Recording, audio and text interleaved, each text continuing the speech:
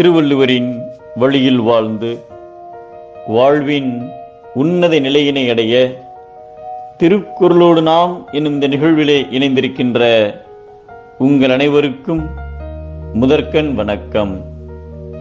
குறள் எண் 735. அதிகாரம் நாடு. கோசல நாட்டை மன்னர் க்ஷேமதர்சி ஆண்டு கொண்டிருந்தார்.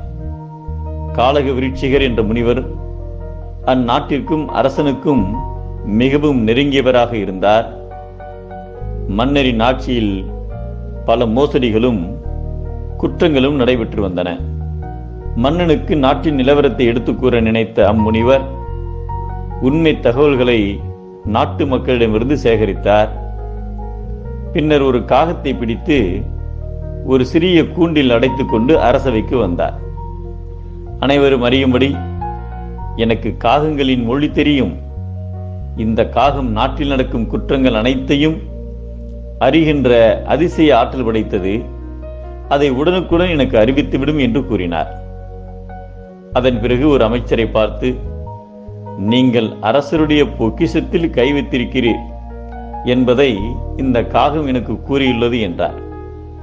மேலும் அங்கிருந்த சில அதிகாரிகள் மீதும் அதே போன்று குற்றம் சாட்டினார். அதனால் அரசவையில் பெரும் பரபரப்பு ஏற்பட்டது. குற்றம் சுமத்தப்பட்ட அதிகாரிகள் பலரும் ஒன்று சேர்ந்து அன்று இரவு அந்த அமைச்சர்களோடு முனிவர் தூங்கும் போது அவருடைய காகத்தை பிடித்து கொன்றுவிட்டனர். காலையில் காகம் இறந்ததை அறிந்த முனிவர் தனிமையில் சென்று அரசரை சந்தித்தார். மன்னா, உமது நாட்டில் ஆட்சி சிறப்பாக நடைபெற வேண்டும் என்ற எண்ணத்தில் உன்னுடைய அமைச்சர்கள் மற்றும் அதிகாரிகள் செய்யும் குற்றங்கள் பற்றிய உண்மையை நான் தான் மக்களிடமிருந்து சேகரித்து வந்து காகம் கூறியதாக சொன்னேன்.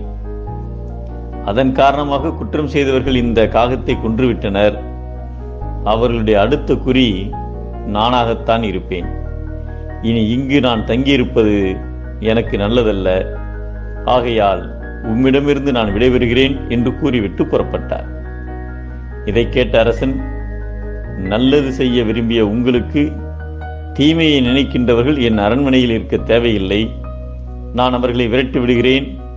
நீங்கள் என்னுடன் இருந்து என்னுடைய ஆட்சிக்கு உதவி செய்ய வேண்டும் என்று கேட்டுக்கொண்டார்.